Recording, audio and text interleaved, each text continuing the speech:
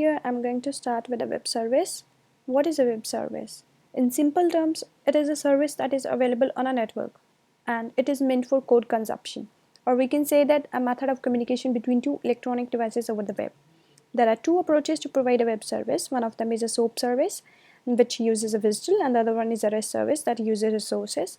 Now, starting with the SOAP Web API, the SOAP Web API that I'm going to use in my project is Ionware Dictionary API, and this API, in this project, what I'm going to do is I'm going to input one word and I'm going to get the definition of that word using the SOAP protocol. And the WSDL for this project is this one. I have copied this. Now I passed this WSDL using WS import. What I did was in my users, I created one folder that is dictionary, and inside that folder I created another folder src, and in the terminal I need to go to this dictionary folder, that is dictionary, and after that I wrote ws import -keep -s src command v, the WSDL, and it's going to pass the WSDL and it's going to compile the code.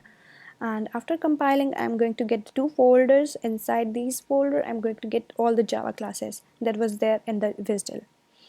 And for the project, I copied all these files and I pasted them inside my dictionary, inside the package, this, and I created the client class called search word, and inside that, this is how I created a service, and I created one stub, and using the stub, that is a.getDefinition, I'm going to get the method and I'm going to get the definition of that word.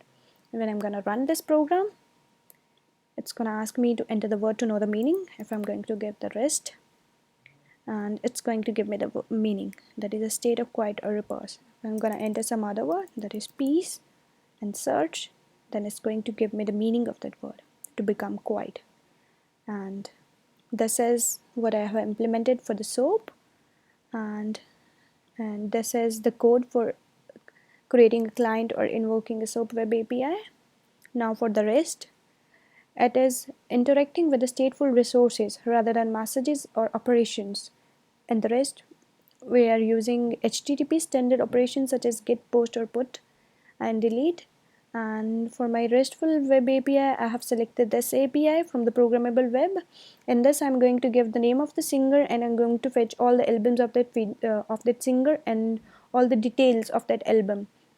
For creating the client for invoking the REST web API is, first of all, I need to create a client, and when I'm using the client class, I need to download the jersey bundle, and from that I need to import all the jars, and I need to give those jars in the build path of my project.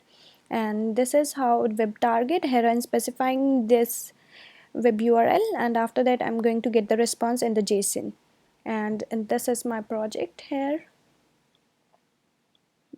iTunes, and this is the test class, and inside that I have create a client, and after that set a target, and then get the response in the application. And when I'm going to run this application, I've run this application, I'm going to get the albums of the singer, all the albums of the singer. And here I have created buttons. On that buttons I have printed the icon, and here I have label at the bottom. And if I'm going to click at this, I'm going to get the details at artist name, track name, collection price, track price, and even I can play the sound. If I click on search button, I can search one of my favorite track like NHRA, and I'm going to get the information of that track.